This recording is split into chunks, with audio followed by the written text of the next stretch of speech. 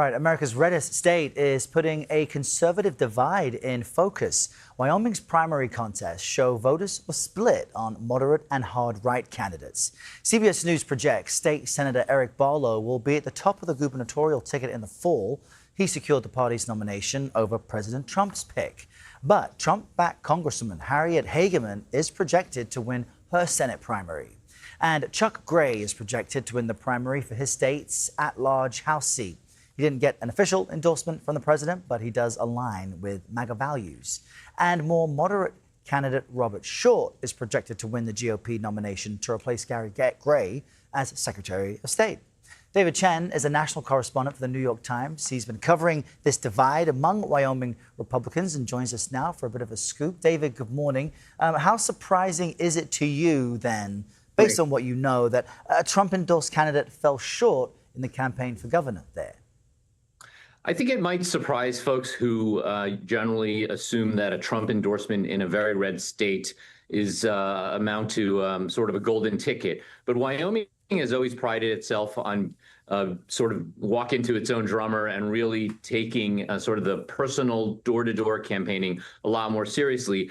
And in the governor's race, where the president did endorse the school superintendent, who came in either second or third, I think it's still pretty close. It's pretty clear that Senator Barlow, who's an establishment figure and had a lot of support from lawmakers and others, really had the stronger message, and people didn't like the general idea of anyone from outside of the state weighing in on their affairs.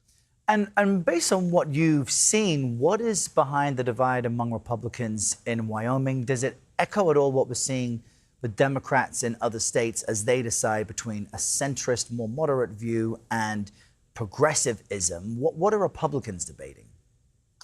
I think in Wyoming, Republicans were really sort of juggling how far right they'd like their representative government to be. And it's clear that the two candidates they're going to send to D.C. in the new senator or presumed Senator Representative Hageman, and also Chuck Gray, who's now the Secretary of State, are definitely from the more conservative wing of the party. But when it comes to state government, a lot of the folks were really looking at either personal relationships and also sort of how the Freedom Caucus, which controlled the House of Representatives, State House, how they fared and how they managed. And by many accounts, they pushed a very hard agenda that focused on some cultural and social issues, and were also very in your face about the way they conducted their business, and that really rubbed a lot of people the wrong way. And so there was a very concerted effort by some traditional conservatives and others